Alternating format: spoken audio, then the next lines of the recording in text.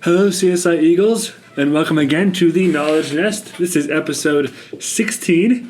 This week we are going to focus on the archives, and I have a bunch of materials here that are kept in cold and air-conditioned spaces, and this is a warm space. So while I can have these materials in this space for a bit, especially while people are reading them or while I am presenting them, I will make sure that they are out of the way as soon as possible, and so I'm going to present them to you really quickly. And then we're going to go into what exactly archives are. This book is the smallest book we have in the archives. It is a 1959 dictionary from Russian to English.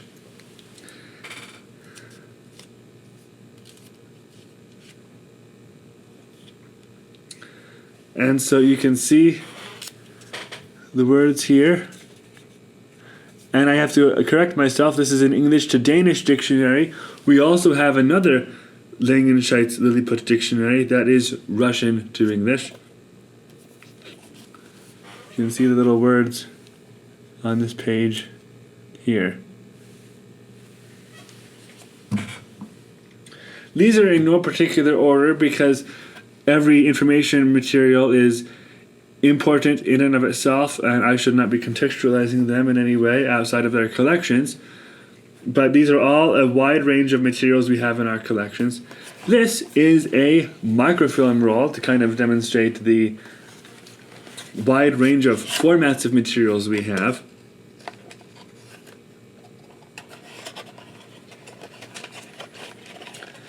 And a microfilm is an image that is placed on a roll like this one, and it is read by a special machine called a microfilm reader. And in order to read it, you have to run it through a spindle on the machine, and then you run it the film. You put the roll on one spindle, and then you run the film through a glass plate, and light shines down on it. You can see it on this screen, and you see the image that is produced, and then you run it through another spindle, and then you roll it. And I'll show you these machines later on once we're going to be digitizing them and converting them and promoting access to them. Right now you can access them, of course, but I'm going to help you understand what materials we have first, and then later on I'll help you access them. Come down any day and I can help you access microfilm rolls. That microfilm roll is from a newspaper. It was created in the newspaper was written in 1916 to 1918. The microfilm was created later on. It is a microfilm of the Shoshone Journal, which was the Shoshone Journal, excuse me, the pronunciation here is Shoshone. And the Shoshone Journal was a newspaper for Shoshone, Idaho, and the surrounding area for a wide range of years, from the late 19th century into the mid-20th century. And so we have microfilm of all of those years. And so we might send one or two rolls to another vendor to be digitized, so we can have digitizations. We have also digitizations from the Library of Congress, but we can have all of the Shoshone Journal digitized from its creation to the end of its publication and its transfer to the Lincoln Journal. This is a first edition copy of The Last of the Plainsmen by Zane Grey. This was published in 1908. And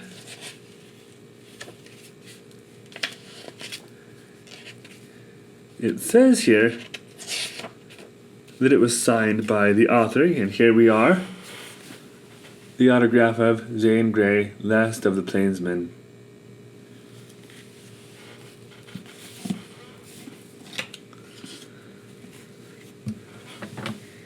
Some people come up and ask, or not come up to me and ask, but come up to the library and ask, what's the oldest book we have? The oldest book we have is a 17th century, or 16th, 18th century set from 1771 of publications of the plays of William Shakespeare. I am not going to show you those right now. I am going to show you, however, a book that is exactly 100 years old. This is volume 1 of a copy of a novel by Sir Walter Scott, who's another famous playwright, Quentin Durward.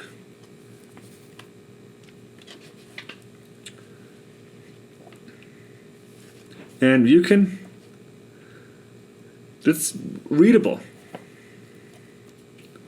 Of course, the language is antiquated, but if you use it responsibly, if you read it responsibly and care for the binding and such, you can read this book in the archives reading room.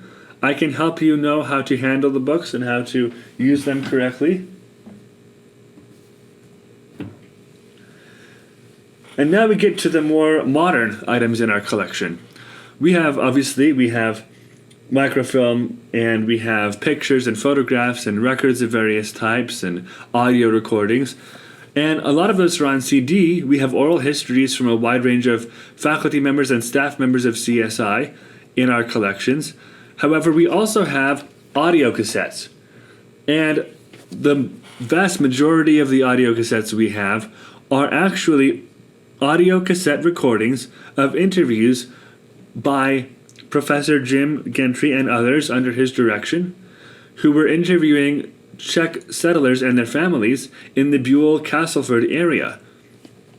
And we have, in this section, an audio collection. This is the 8th box in the collection of 4 audio cassettes.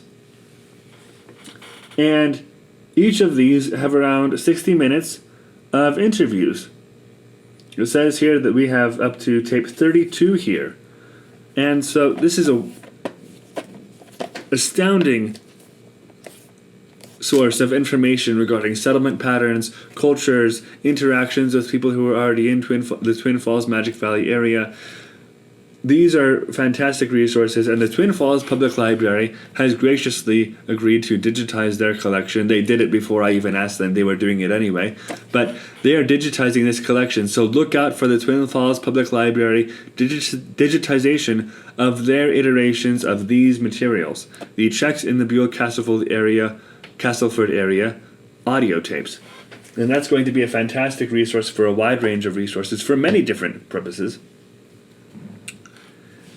The last 2 items in our collection that we have that I'm going to show you today are related to Twin Falls more directly. I guess I did contextualize them because we had the settlers in Buell and we had these local things. So that's on me. Contextualization isn't the worst thing, but I shouldn't have done it, but my bias kicked in. This is Geology and Groundwater Resources of the Snake River Plain in southeastern Idaho. And so you may think that archives are only for, historians or people who like antiquated things, but this can help you understand the Idaho Bureau of Mines and Geology and the United States Department of the Interior's perspectives on the Snake River, and also how this changed over time. Because there are historical studies in here. There are studies on the current state and climate of the area and charts as to temperature differences, climate differences, and there are also, in the back, maps that you can view that were contained in this book. So this was published in 1938, which means it is 85 years old. And so you can know how the river was changing and how the groundwater resources in the area were changing. And you can also know how the perspectives on this area changed from historical perspectives to current ones and the priorities of the governments and all sorts of other things. This is kind of a fun thing. Early Twin Falls, the Bisbee photos. So this was published in 2003, and these actually are duplications of photographs that are in the holdings of the Twin Falls Public Library, but they allowed them to be duplicated. And so some of these have titles, like Ready for Market, the McVandelston Farm, of Twin Falls, Bisbee 663, and here's a bunch of sheep that are ready for market. And there's some duplications here. It looks like there are titles. Yes, it looks like there are titles on the first photograph of a series. Here's a photo called The Great Northwest, the first one in the series. And so, while there's little interpretation right here,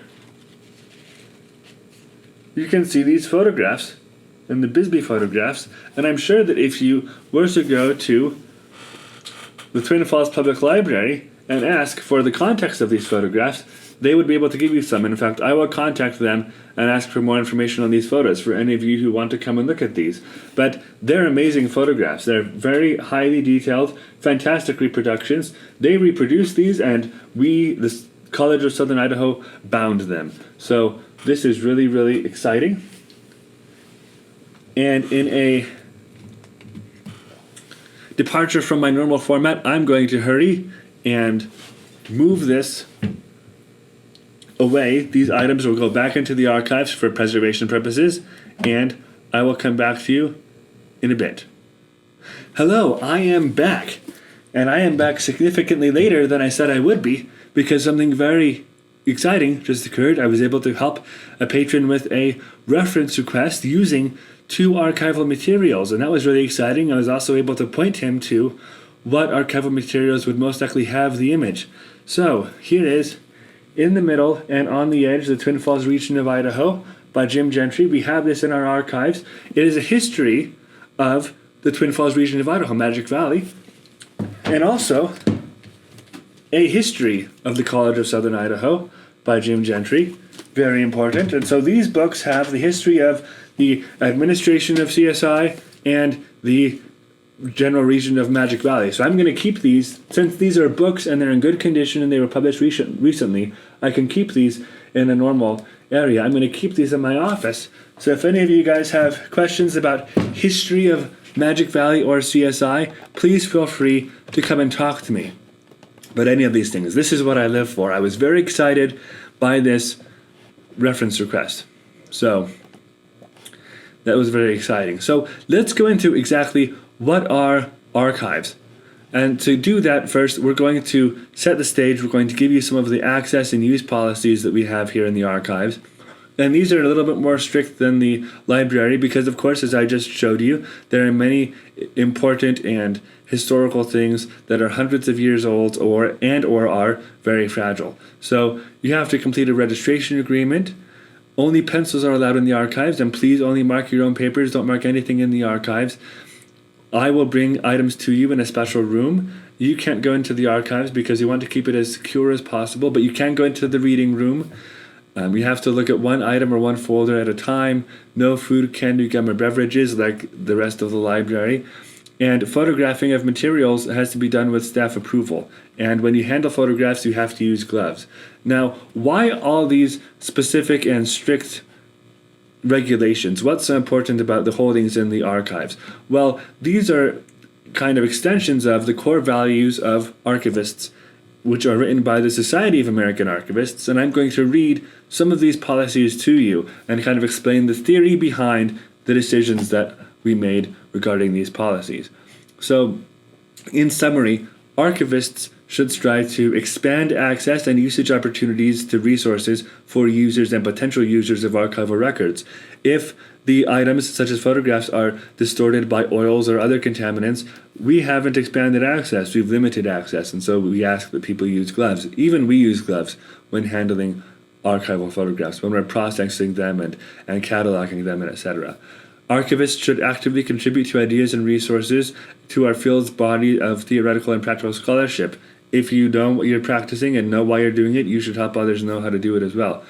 Collaborate with others, develop professional standards, respect the diversity found in humanity, and advocate for archival collections to reflect that rich complexity. Recognize the importance of professional education and development, and devise environmentally sustainable techniques for preserving collections and serving communities, and actively share this knowledge with creators, users, and colleagues. This is kind of why I'm exploring and showing to you the importance of the theory and the importance of the policies, because it's one thing to know what to do, it's another thing to know why you're doing it. Why exactly is it important that we follow these policies and that we subscribe to these theories? Because we're trying to promote the access to historical records for everyone in the archives. Archivists have four fundamental best practices that kind of affect everything else. There are four major theories. The first is called respect des fonds, which is or respect des fonds in the American pronunciation, which is it's a French term, and it's the context of the collection or respect of the collection. Archival materials should be maintained according to their origin and the groups in which they were originally created. That's why I was so careful not to give too much context to the items that I was giving you in the beginning, because archival materials should really be interpreted and contextualized within the collection they are a part of. We can bring specific materials outside for specific reasons and demonstrate another topic that these materials cover, but they should always be appended with designations of where these items came from. For example, most of those materials that I showed you came from the CSI Administrative Historical Collection about items related to the history of CSI in Twin Falls. The Shoshone Journal materials came from the Shoshone newspaper archives through a radio station, but they were also cataloged as part of the CSI historical items because they're related to the history of Magic Valley. And of course, the 100-year-old book came from another collection. I did not tell you those things at the moment because they were seated on the desk and I needed to get them back into the archives as soon as possible. Another thing is provenance or provenance. And this is or provenance. There are many multiple pronunciations of this word. But provenance is the concept that records should be stored according to the individual or organization who created them. And this might be interpreted to be the same as respect des fonds, but respect des fonds really is the concept that items should be interpreted in the context of who created them. Provenance means you should really pay attention to where things came from and the batch and the order in which they came. Also, items should be organized according to the ownership and the custody of the item. What we really mean when we talk about provenance in terms of archives is, yes, the creator is important, but also we should record all the information regarding the creation and the custody. Who owned these materials and when did they come to our archives? If we have materials, for example, which we do, from Zane Grey, from one person and then from another person, we should note the difference in the order that they came in and the context and what the chain of ownership was. The third major concept is original order, which is also called l'ordre primitif. Documents and records should be stored in the exact same order they were created or stored by their creator or original collector. The order of the documents can provide just as much implied information as the data that is explicitly recorded in the documents. And so if we can't know the original order of the documents, we should estimate it as closely as possible. There has been some flexibility in this specific best practice group, the policies related to this theory, but by and large, the community of archivists follows this pretty well. And then the fourth concept is originality. The original iteration of an information source, as long as future iterations don't have significant amounts of added information, is the most important copy of that record. If new copies of the record have much more information and have retained the older information, they may be more important than the original document. However, originality and uniqueness is one of the most important factors in determining whether or not to keep an item and what place to put that item in a collection if the item was in a batch of items that was created at the same time. So now that you know all these theories, and there are a bunch of other theories that affect how we process these items, now let's talk about the mission statement of the archives. How are we going to apply these theories to preserve items like the ones I showed you so that all of you and others can access these materials? The mission statement of the College of Southern Idaho Library is to provide information resources and services that meet the needs of the college community and support the teaching, lifelong learning, and service functions of the college. The mission of the Special Collections and Archives of the College of Southern Idaho is to provide consistent opportunities for strengthened community connection, lifelong learning, and continued education to the College of Southern Idaho faculty members, staff, students, and community members through the ingestion, arrangement, description, and preservation of historical materials related to the college and the community. And important academic materials of interest to these public populations are also included in the collections. That last phrase could probably be removed because we referenced lifelong learning beforehand, but the gist of it is that we are supporting the initiatives of the library and the college in general. And so we pulled a lot of that language from the mission and vision statement and plans of the college in general and the language of the library. And so the archives is a subdivision of the library, which is a subdivision of the college. And so we are here to serve you. And as the archivist, I am here to serve you. Dave and Ross helped me with the policies. All the other librarians I have to thank, they are all helping me with the policies, crafting those. And I'm kind of making sure that the procedures are the best they can be. But we are all here to help you in many different ways, and the archives is just one more department that has a lot of interesting and important and exciting materials and many, many ways to interpret those and to view those. We have microfilm readers, we have VHS players and a television that can function with those.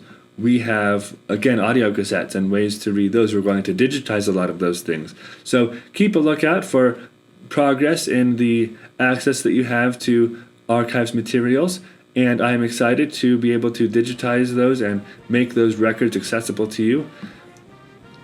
Here, that is all for this week of The Knowledge Nest. Please, please, please, in June, come to the book club on June 1st. Allison is very excited. This book is going to be fantastic. We are all looking forward to sharing that experience with you and learning what you have to say about that book. So, thank you very much and have a wonderful week.